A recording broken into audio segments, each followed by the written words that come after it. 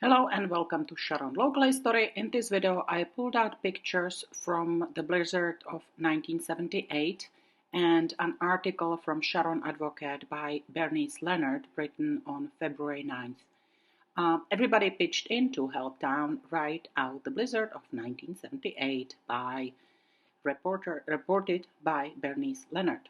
One of the worst blizzards in the recorded history of the Massachusetts Weather Bureau clobbered the eastern Massachusetts coastal area, including Sharon, Monday and Tuesday, February 6th and 7th this week, bringing the whole area to its knee.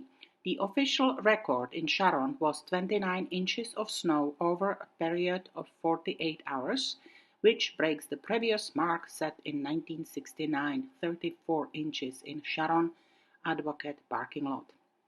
There were howling gales with winds up to 80 miles an hour, causing drifts up to 7 feet high.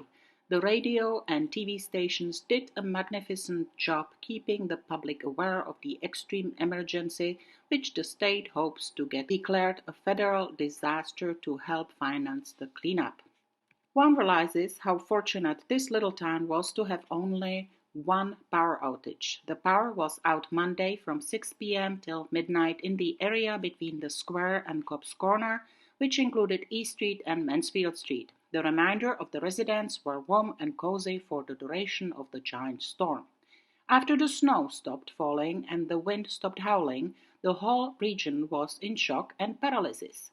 Governor Michael S. Dukakis quickly declared a state of emergency for Tuesday. That proclamation closed all schools and businesses, including banks and post offices, and everyone, motorists and pedestrians, was ordered to stay off the roads so they would be out of the way for snow clearance and the moving of stalled and snowed-in motor vehicles.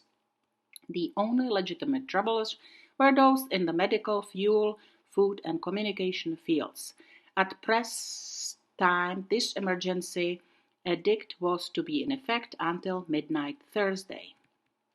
The town suffered without any newspapers on Tuesday and Wednesday. Police Department. According to Police Chief Al Horan, his department was inundated with phone calls of all kinds. Every available man was called out and assigned the duty of transporting people with physical problems to hospitals, rescuing people marooned in stalled cars on North Main Street, for instance, assisting the busy wreckers at the DPW in towing cars and plowing operations. This article in this week's substitute for the regular police blotter, since Sharon's finest are far too busy at this time to give us one, as you can plainly see. Fire Department. In a conversation with Fire Chief Jim Polito, it was learned that his department has been working steadily without rest since 6 p.m. Monday.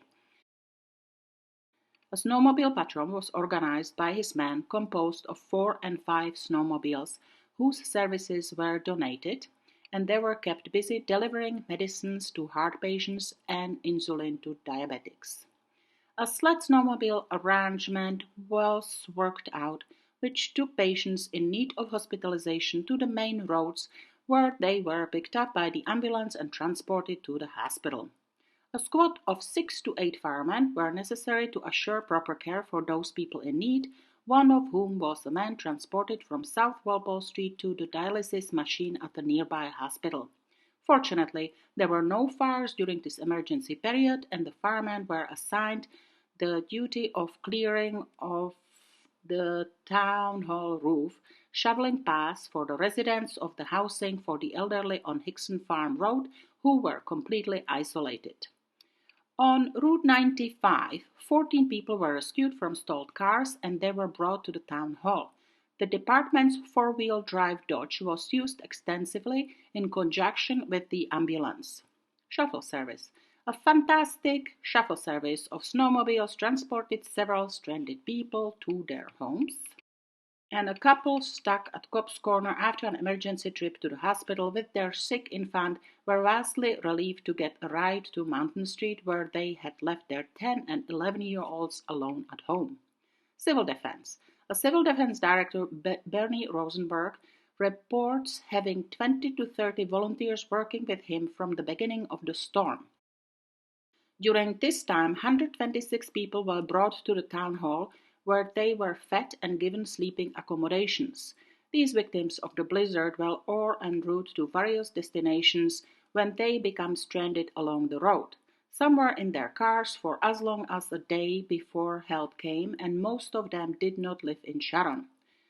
One of the refugees was a 3-month-old Sharon baby with its mother, and by a strange coincidence, this mother and baby, who hadn't been born at that time, were also refugees from the storm of the last May when victims of the expanded power outage were put up at junior high school.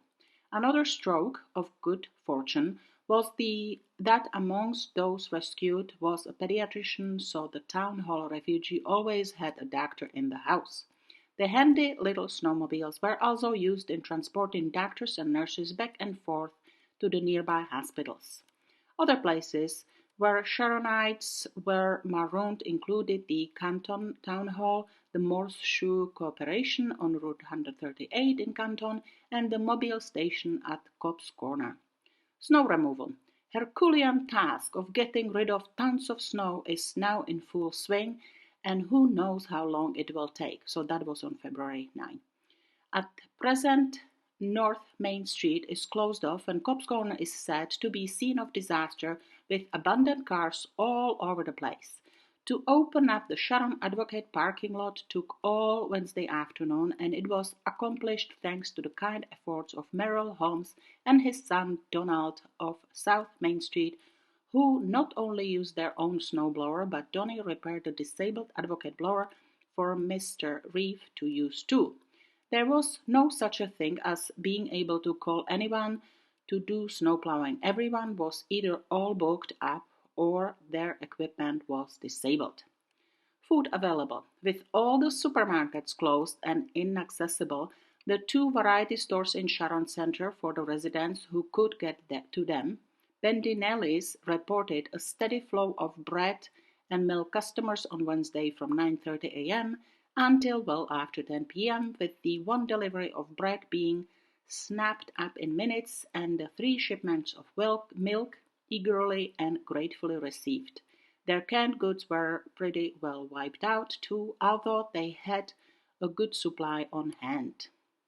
Andy McAuliffe of Norwood, who operated the convenient food mart, has been holed up in his store since Monday and stayed open 24 hours a day.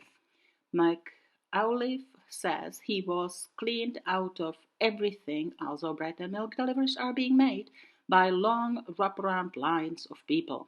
The store operator also provided shelter from the storm, with 25 overnight guests on Monday, 16 on Tuesday, 12 on Wednesday, and he said the last one left Thursday morning. We understand that BPM did not open Wednesday afternoon. After being closed for 3 days, the local U.S. Post Office branches hopes to reopen tomorrow on Friday. We were lucky. After gathering all this information, your reporter has come to the conclusion that Sharon was very lucky to come through this combination blizzard and hurricane as well as it did. Fortunate indeed were we to have the dedicated services of our police, fire, civil defense, and public works department. Our heads go off to all these weary snow fighters and troubleshooters after their round-the-clock efforts in the townspeople's behalf. A rare treat.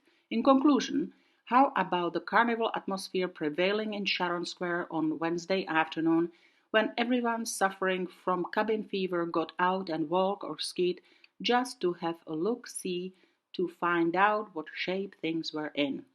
And in this age of the automobile, wasn't it a rare treat to walk down the middle of South Main Street, where it was quiet enough to exchange greetings with all the others on the march without hollering above the noise of trucks and cars? Okay, and that's it. I hope you enjoyed this excellent summary of the blizzard of 1978. Thank you, Sharon Historical Society, for sharing these great images, and thank you all for watching Sharon Local History.